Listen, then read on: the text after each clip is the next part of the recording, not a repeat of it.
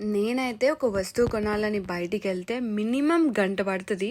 అది ఆ ఒక్క వస్తువు కాదు. సరదాగా ఇంకా షాప్ మొత్తం చూస్తా ఉంటా. ఏం పెట్టారు, కొత్త కలెక్షన్ ఏంటి అని. ఇండియాలో DMart, A to Z bazaar లాగా ఇక్కడ ప్రైమార్క్ ఉంటదనమాట. ప్రతి ఒక్కటి అఫోర్డబుల్ ప్రైజెస్‌లో ఉంటది. సమ్మర్ అయితే సమ్మర్ కలెక్షన్, క్రిస్మస్‌కి క్రిస్మస్ కలెక్షన్, ఏ దానికైతే దానికి మంచి మంచి కలెక్షన్ వస్తది.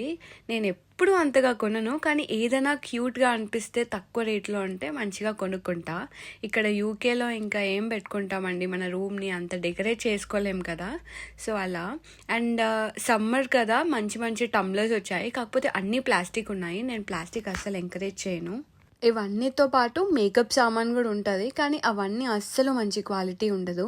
నార్మల్‌గా నెయిల్ ఎక్స్‌టెన్షన్స్, అలా ఆర్టిఫిషియల్ నెయిల్స్ తీసుకోవచ్చు. అంతేగాని ఫౌండేషన్స్ అదంతా వేస్ట్ ఇక్కడ. సో, ఇది మా యూకే డీమార్ట్. బాయ్.